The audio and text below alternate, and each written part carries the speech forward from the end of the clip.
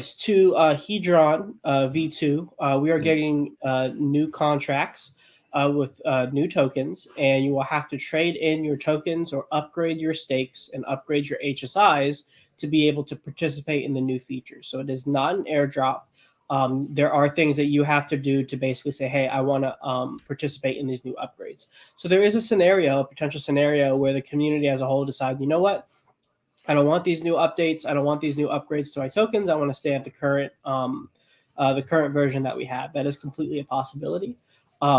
But if you participate fully in the conversion, it will essentially, the end result will be as if you had an airdrop of a one-to-one copy to everything.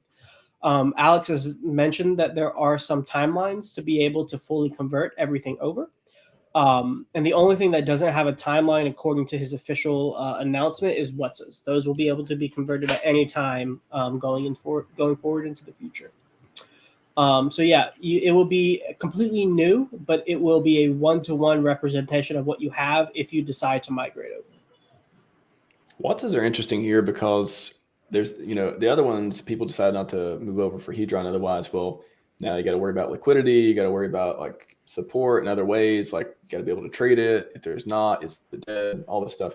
But with WhatsApp, our DeFi NFTs, our ICOSA pools type deals, like is there a case to be made they don't even need to be converted over? Is that just like a formality type of thing? Is anyone, I guess, what is the incentive for doing that? Because you can always, unless they just don't play well with the new contract. Well, if you want to redeem your WhatsAs at any point, you're going to want to do it on the contract version that has the most value. So let's just have a scenario where everybody moves over to V2 and nobody wants to stay on V1 anymore. Well, the ICOSA V1 tokens will probably mostly be burned, right? So the redeemability of the WhatsAs on V1 are essentially nothing because all the tokens are gone. So you'd be inflating a token. You would be burning your WhatsApp for a token that doesn't have a liquidity pool, and you essentially own 100% of the supply, and no one's looking to buy it. So you want to migrate it over to V2 to get the token that's being traded that has the liquidity pool that you're able to exit on.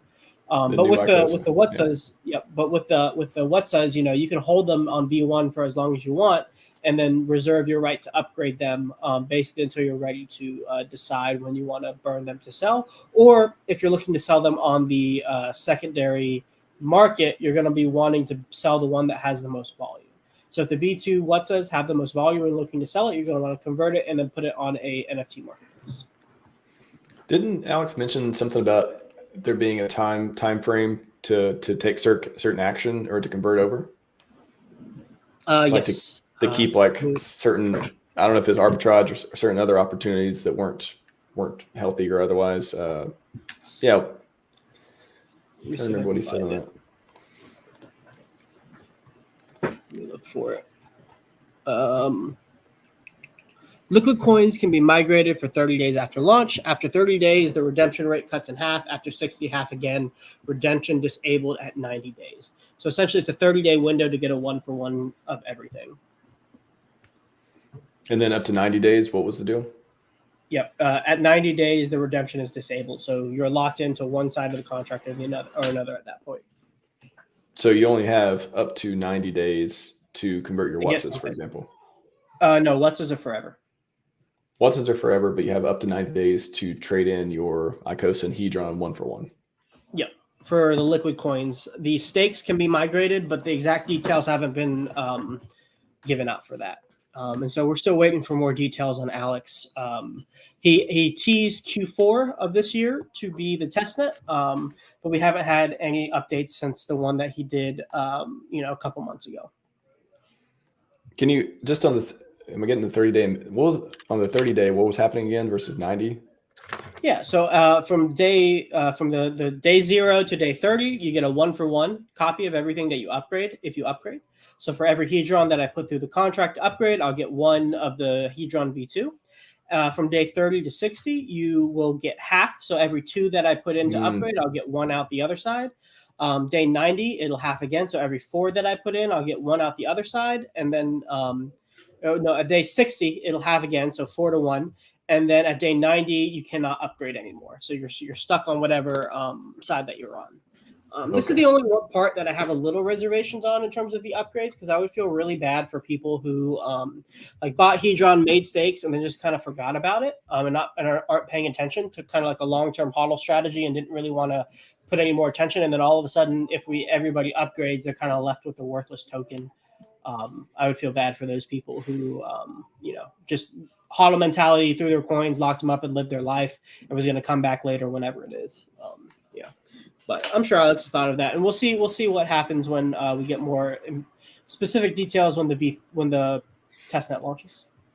How do you avoid that? I mean, even not saying we'll ever have a hex v2, but we talked about this before.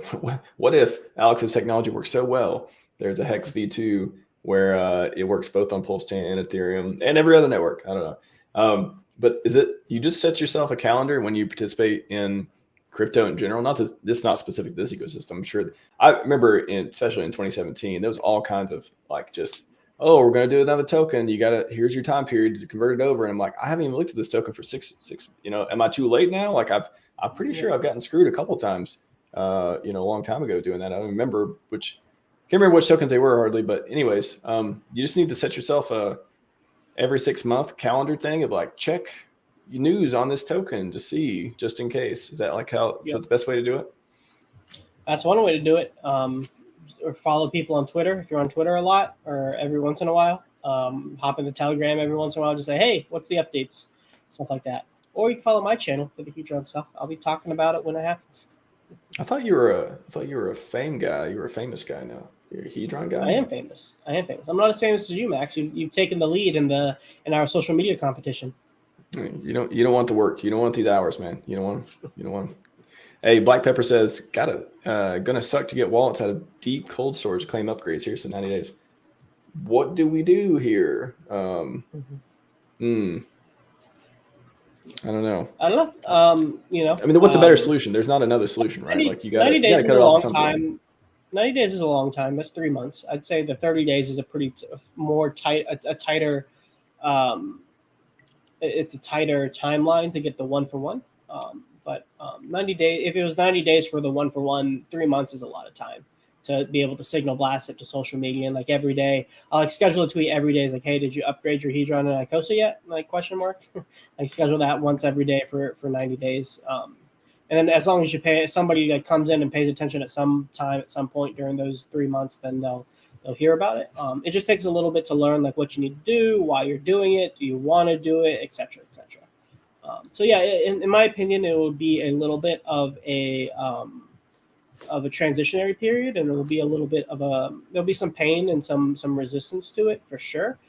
Just because you have to do extra things, and we're getting new tokens, new contracts, new things to understand, et cetera, et cetera. But I think afterwards, once it's all said and done, and we know exactly where the community wants to go with these new upgrades, whether they accept them or not, assuming they do, I think the user experience will be much easier. And I think if I'm reading into things correctly and my speculations are correct, and this is just me speculating, I don't have any information from Alex specifically, I think it's going to make these upgrades are going to make it easier for Alex to be able to integrate Hedron and Icosa into future things that he builds. That guy, I don't think he's going to build anything else. I think he's pretty much done, right? He doesn't tweet about any new ideas ever. Yeah. One more on this beautiful ecosystem. Will Icosa and Hedron yield dry up? That's something we talked about before too, as far as different opportunities to make yield on the coins, LP, maybe farming, different stuff too. But do you think you think staking will still be competitive, or I guess are we going to call it mining, V2? Well, I mean, it's already dried up in a lot of ways, right? Like the HSI auctions the volume is much lower. I haven't checked it in a while. Actually, I should probably go do that. Just kind of do a little run through update on what's going on with that. But there just isn't as much activity because Hex isn't doing as well. So because Hex isn't as valuable right now, or I should say valuable, isn't as favored right now. Hedron and Icosa derive their value from Hex and T-shares. So if Hex isn't doing well, Hedron and Icosa aren't doing well. And so we're not getting a lot of burning of Hedron, which means the yield is drying up. That also means less inflation for Icosa. So that's kind of a silver lining there. But we're already in a situation where the single-sided staking of Hedron and Icosa to get Icosa inflation is not super favorable from an APR perspective. I still have my stakes personally because I set them up a long time ago, and I'm just not going to end stake them until I feel like there's something I want to do with the token. So any yield that I get is just basically gravy because it's essentially me holding a liquid position while also accumulating coins in the background, which I think is awesome. But yeah, Icosa and Hedron yield can dry up according to different market conditions, and we are in a specific market circumstances where the yield is simply not competitive with some other yield farming opportunities. Like on the PHUX DEX, it's much more lucrative to put your Hedron and Icosa into that pool and then earn the APRs associated with that and earning the PHUX token. Are they high? So is it like 40, 50, 60% on PHUX versus what is it for the average? Or are you talking about like, how would you compare it? Would you say like the average versus average? I haven't seen what the APRs for Hedron and Icosa staking are. I'm just assuming they're fairly low because I don't see too much activity in terms of the auction house. There was a big day a couple weeks ago, but that doesn't happen as frequently as it used to.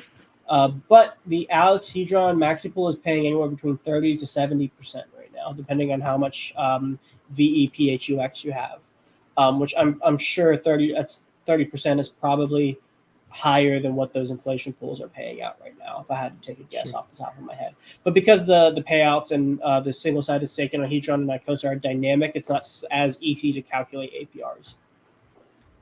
So does Hedron V2 change this? I know it fixes or upgrades a few different things, but you think it's what do you, I guess, what are your hopes for it? Do you think it's going to revitalize the Hedron ecosystem? I think it has the potential to, especially with the ability to stake either token on either network. So you can take your eHedron, bring it over to PulseChain and stake it for PICOSA. And you can do the opposite, take your PHedron, bring it over to the Ethereum side and stake it for EICOSA.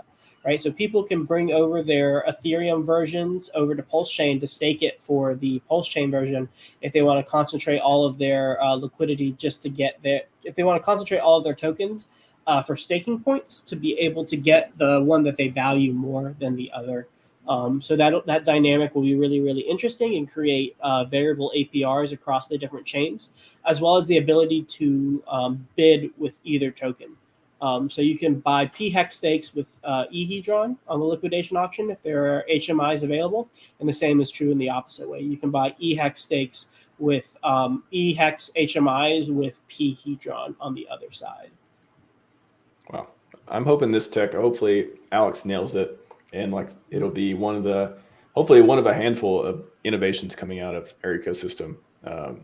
Yeah, super excited for that, and it deserves it. Like these are super utility things that people need. I was talking about in the earlier stream about Maximus guys are awesome. They're just building all this stuff that the ecosystem needs. Hedron, Alex, building all the stuff that we need. It's not all these just short-term games. Oh, here's a token, go buy it. Maybe it'll work, maybe it won't. This is like setting it up. It's fulfilling like the 15-year deal, delayed gratification of like, hey, we want this thing to last forever. We need these products to make it last forever. So those guys putting in work. What I'm really excited about is, Alex teased a while ago a rocket pool fork for PulseChain, and Icosa will be the collateral for that. So that's something I'm really excited about because it's the first real solid use case for people to actually buy Icosa off the market and or send their hex stakes through the buyback to be able to accumulate that Icosa.